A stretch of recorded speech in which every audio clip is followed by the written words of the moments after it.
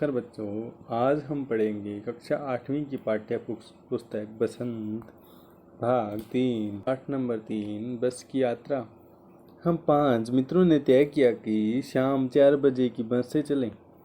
पन्ना से इसी कंपनी की बस सतना के लिए घंटे भर बाद मिलती है, जो जबलपुर की ट्रेन मिला देती यानी कि जबलपुर की ट्रेन तक मिला देती है, यानी कि उस टाइम के समय तक पहुंचा देती है। सुबह घर पहुंच जाएंगे। हम में से 2 को सुबह काम पर हाजिर होना था, इसलिए वापसी का यही रास्ता अपनाना जरूरी था। लोगों ने सलाह दी कि समझदार आदमी शाम वाली बस से सफ़र नहीं करते। क्या रास्ते में डाकू मिलते हैं? नहीं, बस डाकिन है। क्या बोला था? बस डाकिन है। बस को देखा तो श्रद्धा उमड़ पड़ी। श्रद्धा मतलब भाव। खूब वयोवृद्ध यात्री बहुत बूढ़ी थी। इस बस को देखने से पता चल रहा है कि ये बस कैसी थी, उसका हाल कैसे थे, बस के हालात कैसे थे। बस देखने से ही पता चल रही थी कि बस कितनी पुरानी थी। वयोवृद्ध मतलब बहुत ज़्यादा पुरानी। सदियों के अनुभव के निशान लिए हुए थी। सदियाँ मतलब बहुत सालों से चल रही थी, तो उसके अनुभव यानी चलने के निशान। लोग इसलिए इससे सफ़र नहीं करना चाहते थे कि वृद्धावस्था में इसे कष्ट होगा। यह बस पूजा की योग्य थी, उस पर सवार कैसे हुआ जा सकता है? बस कंपनी के एक हिस्सेदार की थी, उसी बस से जा रहे थे। हमने उससे पूछा, यह बस चलती भी है? मैं बोले, चलती क्यों नहीं है जी, अभी चलेगी। हमने कहा, वही तो हम देखना चाहते हैं। अपने आप चलती है? हाँ जी, और कैसे चलेगी? गजब हो गया, ऐसी बस अपने आप चलती है। हम आगे पीछे होके डॉक्टर मित्र से कहा, डरो मत, चलो, बस अनुभवी है। नई नवेली बसों से ज़्यादा अविश्वसनीय है, विश्वास कर सकते हैं। हमने बेटों की तरह प्यार से गोद में लेकर चलेगी। अब मैं बेटों की तरह यानी कि जैसे माँ अपने बच्चे को गोद में लेती है, उसी तरह बेटों की तरह गोद में लेकर चलेगी। हम बैठ गए। जो छोड़ने आए थे वे इस तरह देख रहे थे जैसे अंतिम विदा दे रहे हो। जो छोड़ने आए थे वो इस तरह देख रहे थे, बस में छोड़ने आए थे जैसे अंतिम विदा दे रहे हो। उनकी आंखें कह रही थी, आना जाना तो लगा ही रहता है, आया है सो गया जाएगा। राजा रंग फकीर आदमी को कूच करने के लिए एक नियमित ही चाहिए। इंजन सचमुच स्टार्ट हो गया, ऐसा जैसे सारी बंसी ही इंजन है। हम इंजन के भीतर बैठे हैं। कांच बहुत कम बचे थे, जो बचे थे उनमें उनसे हमें बचना था। हम फौरन खिड़की से दूर सरक गए। इंजन चल रहा था, हमें लग रहा कि हमारी सीट के नीचे इंजन है। ये पुरानी बस थी जिसका इंजन स्टार्ट हुआ तो ऐसे लग रहा था कि सारी बस हिलने लग गई हो, जैसे सारी बस ही इंजन हो। क्योंकि इंजन की आवाज़ ज़्यादा होती है, जिसके कारण ना बस धुजने लग जाती है, यानी कांपने लग जाती है। कांच बहुत कम बचे थे, जैसे पुरानी बस के कारण है ना, उसके अंदर कांच कम बचे थे। और कभी कह रहा यानी कि ये लेखक कह रहा है कि उन कांचों से जो बचे थे, उन कांचों से हमें बचना था ताकि वो टूट के हम पे लग ना जाए। और हम साइड में सरक गए। बस सचमुच चल पड़ी। हमें लगा कि ये गांधी जी के ऐसे योग और सविनय अवज्ञा आंदोलन के वक्त अवश्य जमा रही होगी। बस सचमुच चल पड़ी। हमें लगा कि ये गांधी जी के ऐसे योग और सविनय अवज्ञा आंदोलन यानी कि ऐसे योग और सविनय अवज्ञा आंदोलन 1930 में हुआ। तब यह जवान रही होगी, उससे ट्रेनिंग मिल चुकी थी। हर हिस्सा दूसरे से ऐसे योग कर रहा था। पूरी बस सविनय अवज्ञा आंदोलन के दौर से गुजर रही थी। सीट का बॉडी से ऐसे योग चल रहा था। कभी लगता सीट बॉडी को छोड़कर आगे निकल गई है, कभी लगता कि सीट को छोड़कर बॉडी आगे भागी जा रही है। 8-10 मील चलने पर सारे भेदभाव मिट गए। मैं समझ में नहीं आता था कि सीट पर हम बैठे हैं या सीट हम पर बैठी है। एकाएक बस रुक गई। मालूम हुआ कि पेट्रोल की टंकी में छेद हो गया।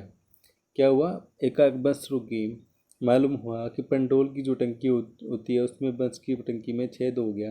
ड्राइवर ने बाल्टी में पेट्रोल निकालकर उसे बगल में रखा और नली डालकर इंजन में भेजने लगा। क्या किया? बाल्टी में पेट्रोल डाल लिया, उसमें नली डालकर इंजन में भेजने लगा। अब मैं उम्मीद कर रहा था कि थोड़ी देर बाद बस कंपनी के हिस्सेदार इंजन को निकालकर गोद में रख लेंगे और उसे नली से पेट्रोल पिलाएंगे, जैसे माँ बच्चे के मुंह में दूध की शीशी लगाती है। बस की रफ्तार अब 15-20 मील हो गई थी। मुझे उसके किसी हिस्से पर भरोसा नहीं था। ब्रेक फेल हो सकता है, स्टीयरिंग टूट सकता है। प्रकृति के दृश्य बहुत लुभावने थे। दोनों तरफ हरे भरे पेड़ थे जिन पर पक्षी बैठे थे। मैं हर पेड़ को अपना दुश्मन समझ रहा था। जो भी पेड़ आता डर लगता कि इससे बस टकराएगी। वह निकल जाता, दूसरे पेड़ का इंतजार करता। झील दिखती तो सोचता इसमें बस गोता लगा जाएगी। गोता मतलब डूब जाएगी, तैरने लग जाएगी यानी कि डूब जाएगी। एकाएक फिर बस रुकी। ड्राइवर ने तरह तरह की तरकीबें की, पर वह चली नहीं। सविनय अवज्ञा आंदोलन शुरू हो गया था। कंपनी के हिस्सेदार कह रहे थे बस तो फर्स्ट क्लास है जी। यह तो इत्तेफाक की बात है। शीर्ण चांदनी वृक्षों की छाया के नीचे वह बस बड़ी दयनीय लग रही थी। दयनीय मतलब उस पर दया करने वाली लग रही थी। लगता जैसे कोई वृद्धा थक कर बैठ गई हो।